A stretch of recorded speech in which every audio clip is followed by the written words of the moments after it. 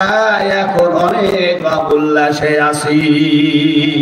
কথা বলে ঠিক কিনা ভাইরা আমার? ইসলামের বিরুদ্ধে সে আবহমান কাল থেকে এখন এবং আগামী কিয়ামত পর্যন্ত ইসলামের বিরুদ্ধে যারা কথা বলবে, ওলামায়ে কেরামের বিরুদ্ধে যারা কথা বলবে, দাড়ি টুপির বিরুদ্ধে যারা বলবে, আল্লাহ এবং রাসূলের বিরুদ্ধে যারা কথা বলবে, আল্লাহর জমিনে তারা বেশি দিন টিকতে পারবে না। কথা বলেন ঠিক কিনা? কারণ হচ্ছে এই জমিন হচ্ছে আমার আল্লাহ, আর আসমান হচ্ছে আমার আল্লাহ।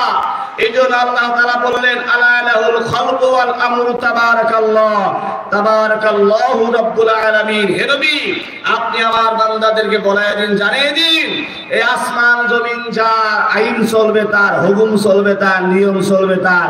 অন্য কারো আইন হুকুম বাস্তবায়ন করতে চাইলে সেটি বাস্তবায়ন করতে পারবে না। কার কথা বলেন? এই কার কথা? তাহলে এই মাহফিলের ময়দানে আমরা যারা আছি, আমরা সবাই কার বান্দা? জোরে বলেন, কার বান্দা? তাহলে আল্লাহর বান্দা আমরা হইতে আল্লাহর নিকটবর্তীতে আমাদেরকে ফিরে যাওয়া লাগবে কিনা? কথা বলেন। কাজেই ভাইয়েরা আমার, আপনি রাজনৈতিক ভাবে আপনি যে কোনো দলের নেতা কর্মী আপনি হতে পারেন, আমার কোনো আপত্তি নেই। কিন্তু কোরআন হাদিসের বিরুদ্ধে কথা বললে, ওলামায়ে কেরামের বিরুদ্ধে কথা বললে, তাফসীরুল কোরআন মাহফিলের বিরোধিতা করলে, এই বাংলার মুসলমানেরা আপনার এই বিরোধী শক্তিকে বাস্তবায়ন করতে দেবে না। কথা বলেন ঠিক কিনা? জিকির করে লা ইলাহা ইল্লাল্লাহ।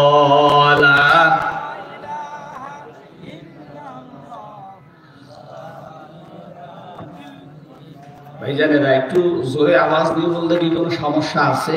বলেন। আরে আস্তে পড়লেও সওয়াব পাবেন, আর জোরে বললেও সওয়াব পাবেন। কথা বলে ঠিক কিনা?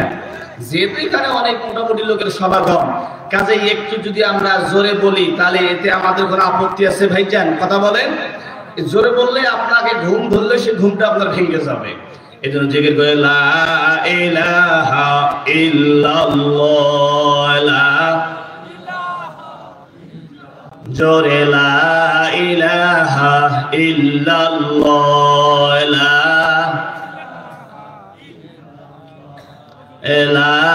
ইলাহা ইল্লাল্লাহ, লা ইলাহা ইল্লাল্লাহ মুহাম্মাদুর রাসূলুল্লাহ। সকলে বলি সাল্লাল্লাহু আলাইহি ওয়াসাল্লাম। ভাইরা আমার, এই কোরআনের মাহফিলের ময়দানে মহিলা প্যান্ডেল করানো হয়। অনেক মহিলা মা বোনেরা কোরআন হাদিসের আলোচনা যেখানে হয়, তারা কিন্তু সেখানে 100টি মহিলার মধ্যে অন্তত কমপক্ষে 90 জন মহিলা নিয়োগ করে অমুক জায়গায় মাহফিল হবে, সেই জায়গায় মাহফিল শোনার জন্য যাব। কথা বলেন ঠিক কিনা? এই জন্য মহিলা মা বোনদের বিষয়ে কিছু বলা অবশ্যই দরকার। কারণ যেহেতু তারা তাদের কথা কোরআনুল কারীমের ভিতরে আছে, হাদিস শরীফে আছে।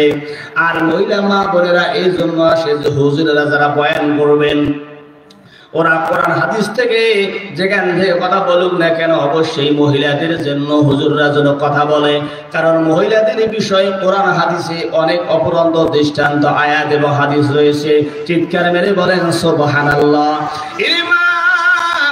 আপনাদের জন্য আমি অবশ্যই কিছু কথা আপনাদের জন্য আমি তুলে ধরে থাকবো, তবে আলোচনার শেষ পর্যন্ত আপনাদের ধৈর্য সহকারে থাকা লাগবে। আমি আছি, এরপরে আমার পরে আরো একজন প্রধান মুফাসসির রয়েছেন, আমার থেকেও তিনি তার মিষ্টি কণ্ঠ দিয়ে, সুমধুর কণ্ঠ দিয়ে কোরআন হাদিস থেকে গুরুত্বপূর্ণ তিনি আলোচনা তিনি তুলে ধরবেন। ভাইরা আমার, আমি আপনাদের সামনে বিশ্বনবীর 4টি স্বপ্নের কথা আমি তুলে ধরেছি। এই কথাগুলো আপনাদের মনে আছে না নাই? এবার এই 4টি স্বপ্নের ব্যাখ্যা এক করে ব্যাখ্যা দিব। আলোচনার শেষের পর্যায়ে চলে যাব, প্রধান আলোচক চলে আসবে, স্টেজ ছেড়ে দিয়ে দেব। এই আল্লাহর গোলাম বিশ্ব নবীজিকে এবার জিজ্ঞাসা করলেন, ইয়া রাসূলুল্লাহ, আপনি আমাদের সঙ্গে যাইতে যাইতে আপনি কয়টা দৃশ্য দেখেছেন? বিশ্ব নবী বললেন, তোমরা আমাকে 4টা দৃশ্য দেখাইছো। বিশ্ব নবী বললেন, তার আগে তোমরা 2 জন সাদা পোশাকধারী, তোমাদেরকে তো আমি চিনি, তারপরেও তোমাদের আমি বিশ্ব নবীর আমি পরিচয় চাই। বলো তো তোমাদের 2 জনকার পরিচয় কি? বললেন, ইয়া রাসূলুল্লাহ, আপনি আমাদেরকে চেনেন, তারপরেও যেহেতু আপনি আমাদের পরিচয় জানতে চাইলেন, ইয়া রাসূলুল্লাহ আমরা আমাদের পরিচয় দিচ্ছি, আমি একজন হলাম মিকাইল ফেরেশতা আর একজন হলাম ইসরাফিল ফেরেশতা। চিৎকার মেরে বলেন সুবহানাল্লাহ। ভাইরা আমার, বিশ্বনবী বললেন, ও মিকাইল ভাই, ও ইসরাফিল ভাই, এই যে প্রথমত যে দৃশ্যটা তোমরা আমাকে দেখাইছো, ওই যে ওইখানে একজন আল্লাহর বান্দা গোলাম, তার ওই দেহের মধ্যে অত্যন্ত আগুনের পোশাক পরিধান করানো এবং তার গায়ের মধ্যে আগুন লাগানো আছে। ও মিকাইল ভাই, বলো তো ওই লোকটা দুনিয়ার জীবনে এমন কি অন্যায় করেছে যে অন্যায় করার কারণে আগুনের কিসি দ্বারা নিজের গাল দুটো সে কাটাকাটি শুরু করছে আর চিল্লাই দিছে জাহান্নামের আগুন থেকে বাঁচার জন্য বাঁচাও।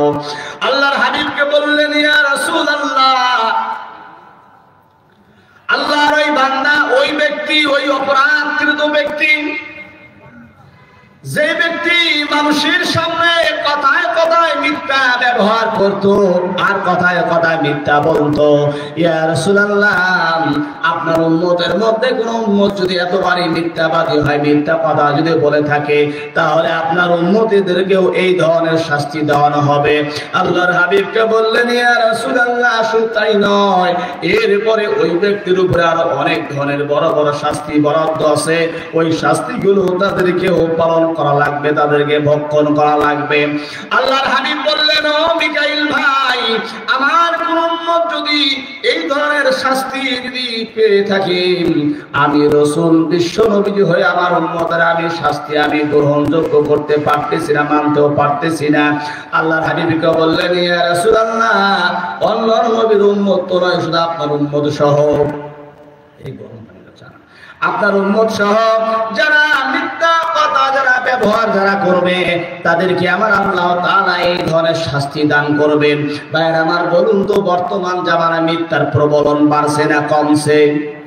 কথায় কথায় আমরা মিথ্যা বলে থাকি, বিভিন্ন সময় মোবাইল দিয়ে হোক, অন্য সময় হোক না কেন।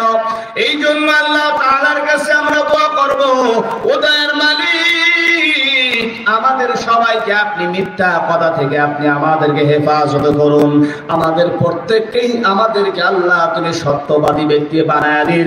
চিৎকার মেরে বলেন আমিন।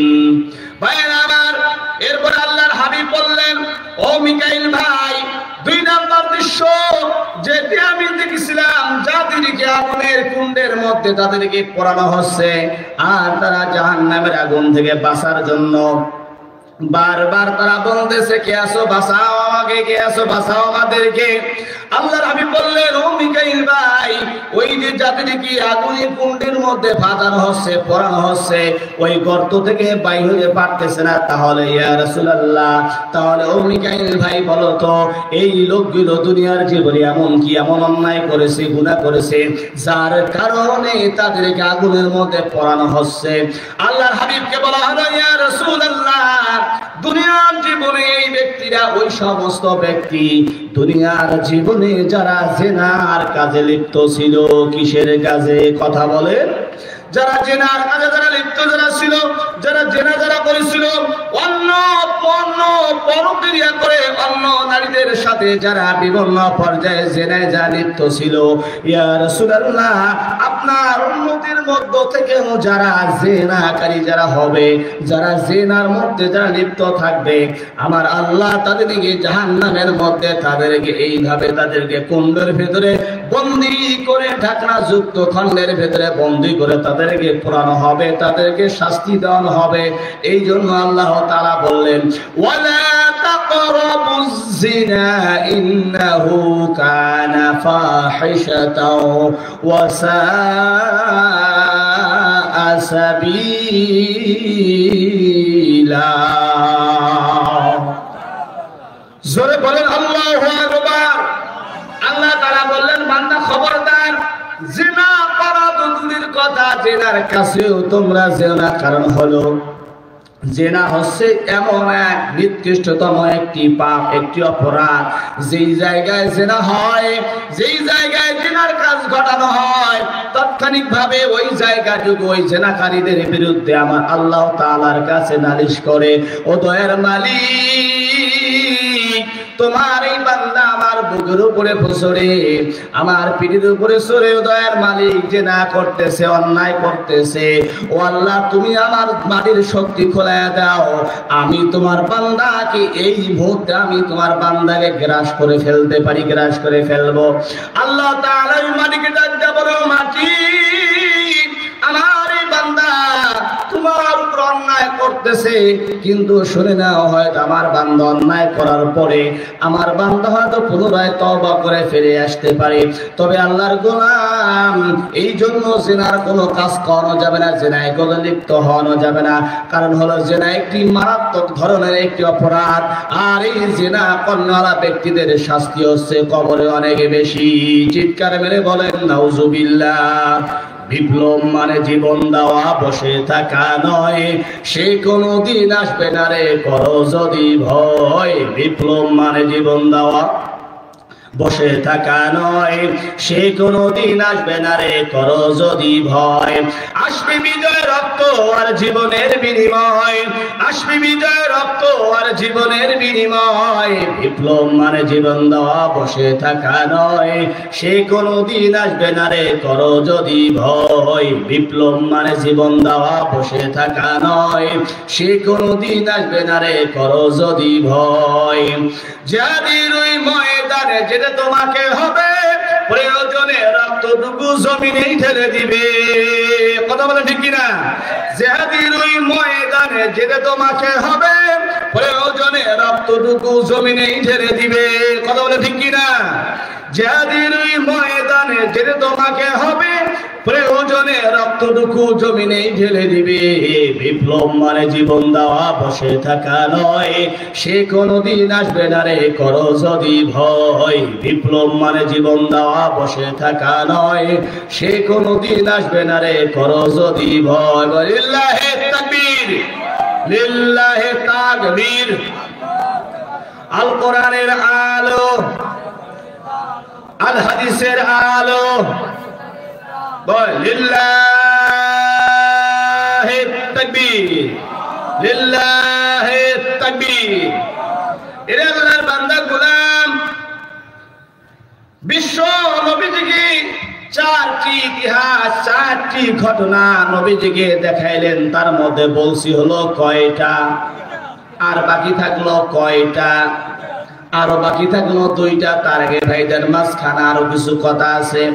আল্লাহ রাব্বুল আলামিন কোরআনুল কারীমের ভিতরে জানায়া দেয়, লান তানালুল বিররা হাত্তা তুনফিকু মিম্মা তুহিব্বুন।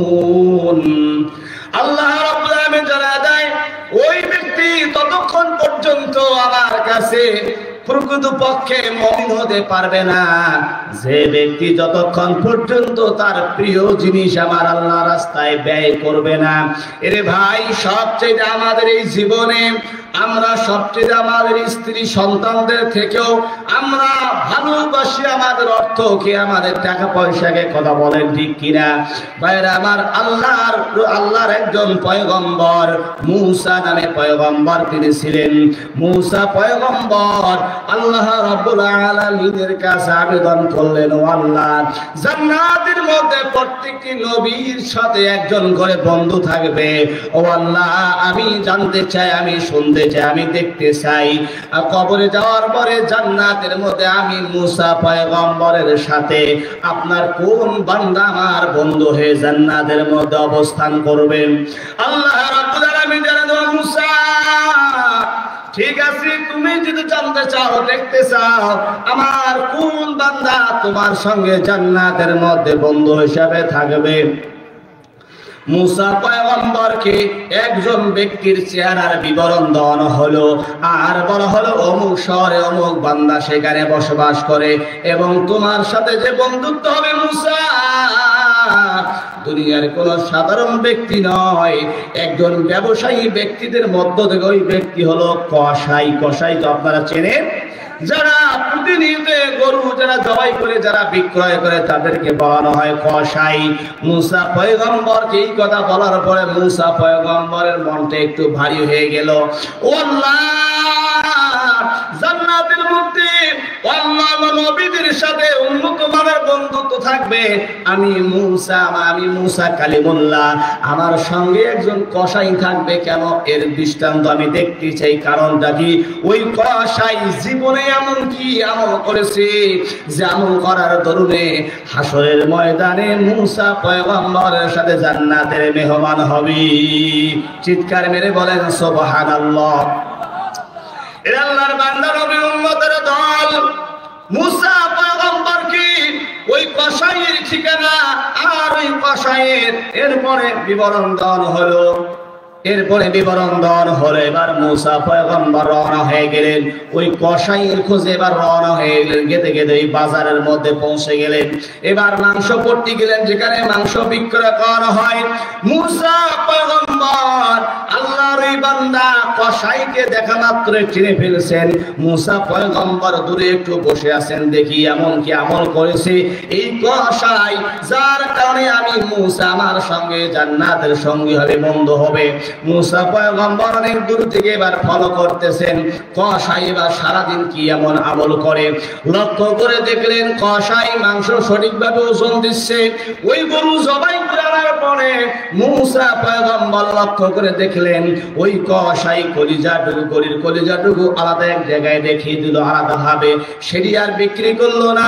সারাদিন মাংস যা ছিল সঠিকভাবে ওজন দিয়ে পর্যায়ক্রমে সব মাংস বন্টন করা হয়ে গেল, বিক্রি হয়ে গেল। শুধু কলিজাটুকু তিনি এক জায়গায় রেখে দিয়েছেন, কলিজা নিয়ে এবার উঠবেন। এমন সময় মুসা পয়গম্বর বলেন, আল্লাহর গোলাম, এ আল্লাহর বান্দা, আমি একজন মুসাফির। ও কসাই ভাই, আমি আপনার বাড়িতে আজকে রাত্রি আমি যাব না, আমি করতে আমি চাই। আমি অনেক দূর থেকে আমি এসেছি, আপনার সঙ্গে আজকে থাকবো, আপনার বাড়িতে যাব। কসাই বলে, আল্লাহর গোলাম, ঠিক আছে, চলো আমার সঙ্গে, চলো আমার বাড়িতে চলো। এবার মুসা পয়গম্বর সহ এবার ওই কসাই সহ দুইজন এবার বাড়ির দিকে এবার রওনা এবার হয়ে গেলেন। এবার বাড়িতে কিছুদিন যাওয়ার পরে বাড়িতে এবার পৌঁছে গেলেন। কসাই মুসা পয়গম্বরকে তো চেনে নাই, নি হলেন একজন পয়গম্বর। কসাই বললেন, ও মুসাফির, এই জায়গায় আপনি দাঁড়িয়ে থাকুন, আমি একটু বাড়ির দিকে আমি ঢুকবো। এরপরে কসাই বাড়ির ভিতরে চলে গেলেন। যাওয়ার পরে ওই বাড়ির মধ্যে তার একজন বৃদ্ধ মা ছিলেন, যিনি ঠিক মতো খাইতে পারেন না, ঠিক মতো চলতেও পারতেন না। ঘরের ভেতরে প্রবেশ করার পর তিনি লক্ষ্য করে দেখেন ওই মা বিছানার মধ্যে প্রসাব করেছে, পায়খানা করেছে। এবার কসাই তার মাকে এবার পরিষ্কার করলো, ধোয়া পাগলা সম্পূর্ণ পরিষ্কার পরিচ্ছন্নতা হয়ে গেল। এরপরে মুসা পয়গম্বর অনেক সময় দাঁড়িয়েছেন, রাগ হয়ে গেল, কি ব্যাপার, আমি মুসা পয়গম্বর, এই জামানার আমি হলাম মুসা পয়গম্বর, আমাকে বাড়ির বাইরে দাঁড়িয়ে রেখে এখনো বাড়ির ভেতরে গেছে, এখনো কেন ফিরে আসে না। এদিক থেকে মুসা পয়গম্বর রাগান্বিত হয়ে গেলেন। নবী আবার বলেন, যতগুলো পয়গম্বর এসেছিল তার মধ্য থেকে মুসা পয়গম্বরের রাগ সবচেয়ে বেশি। মুসা পয়গম্বর যখন রাগান্বিত হতেন তখন তার মাথা দিয়ে ভাব চলালে যেমন ধোঁয়া বাইর হয়, ঠিক ওই রকম আবহাওয়া বাইর হইতো। আর মানুষ থেকে বুঝতে পারতো মুসা পয়গম্বর রাগান্বিত হয়েছেন। জোরে বলেন সুবহানাল্লাহ। ভাইরা আমার, এবার মুসা পয়গম্বর দাঁড়িয়ে থাকতে থাকতে অসহ্য হয়ে গিয়েছেন। এই কসাই বাড়ির ভিতরে চলে গেছেন মাকে পরিষ্কার করানোর পর। এরপরে ওই কলিজাটুকু এবার পাক করেছেন। পাক করার পরে মাকে খাওয়াবেন। মায়ের সামনে খাওয়ানোর সময় এবার ওই কসাই তার মাকে ডেকে বলতেছেন, মা, আমার সঙ্গে আজকে একজন মুসাফির আল্লাহর বান্দা এসেছেন, তাকে আমি বাড়ির বাইরে রেখে এসেছি। ও মা, আপনি যদি আমাকে অনুমতি দেন তাহলে আমি আল্লাহ ওই বান্দাকে বাড়ির ভেতরে আমি নিয়ে আসবো। চিৎকার মেরে বলেন সুবহানাল্লাহ। এবার ওই মা বলে, ও আমার সন্তান, যাও আল্লাহর ওই বান্দা মুসাফিরকে নিয়ে এসো আমার সামনে। এবার মুসা পয়গম্বরকে ডাক দিয়ে বলো, আল্লাহর বান্দা মুসাফির, আসুন আমার সঙ্গে আসুন। আমার মা আপনাকে ঘরের ভিতরে নিয়ে যাওয়ার জন্য অনুমতি দিয়েছে, পারমিশন দিয়েছে। এবার মুসা পয়গম্বরকে ডেকে বললেন, ও মুসাফির, আপনি মনে হয় তো অনেক কষ্ট আপনি পেয়েছেন, আপনি জানেন না আমার মা হলো অসুস্থ। আপনাকে রেখে বাড়ির ভিতরে আসার পরে দেখি আমার মা বিছানায় প্রস্রাব করেছে, পায়খানা করেছে এবং গায়ের মধ্যে ভরিয়ে ফেলেছে। আমি মাকে পরিষ্কার করলাম, এরপরে আমি কলিজাটুকু জানিয়েছি, এই কলিজাটুকু মায়ের জন্য রান্না করলাম।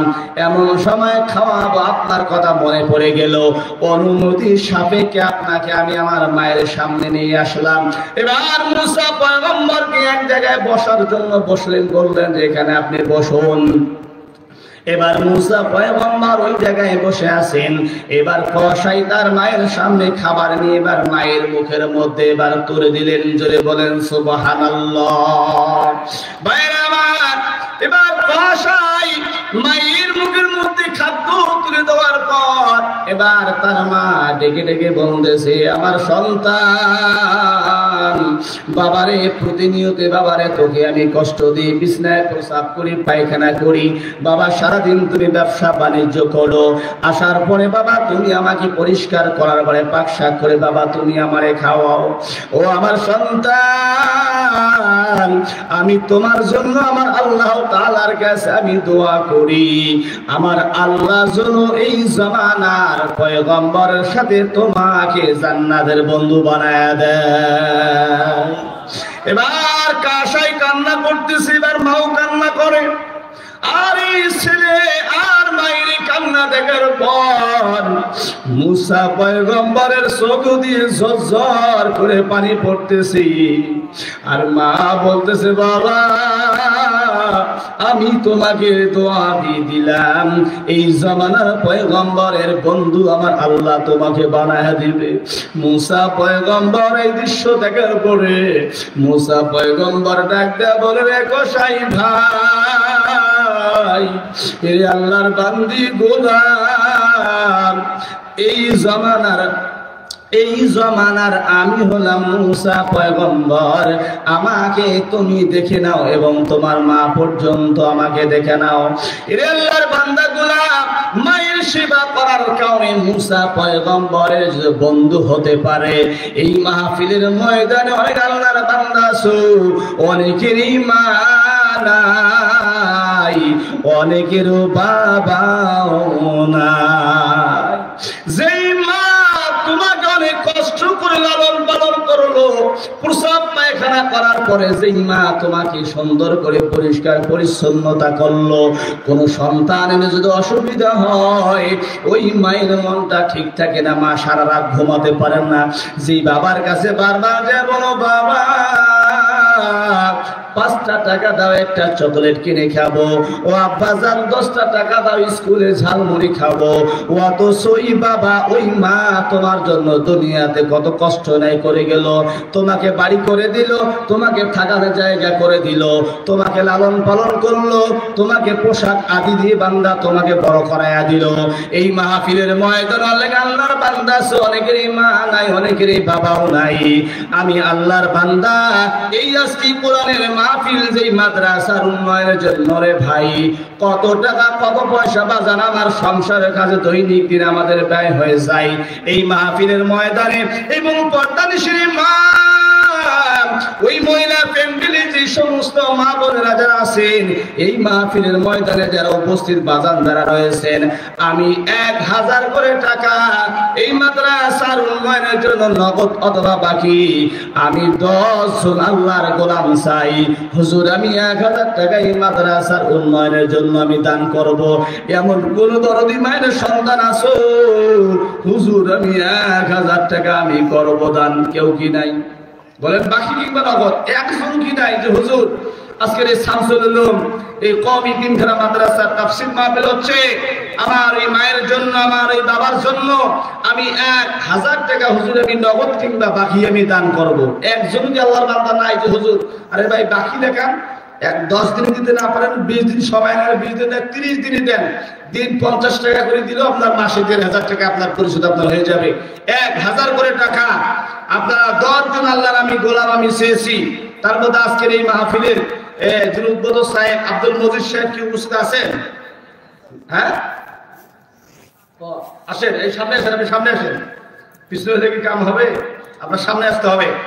আজকের এই মাহফিলের সম্মানিত উদ্বোধক সাহেব আব্দুল মজিদ, অবসরপ্রাপ্ত শিক্ষক, বড়ভিটা পশ্চিমপাড়া। আমি মনে করি যে উদ্বোধক দিয়ে যদি শুরু করি তারপর পাবলিকের কাছে যাই, নাকি বলেন? আজকের এই মাহফিলের সম্মানিত যিনি উদ্বোধক সাহেব আছেন, আপনি যদি মেহেরবানি করে এই মাদ্রাসার জন্য, উন্নয়নের জন্য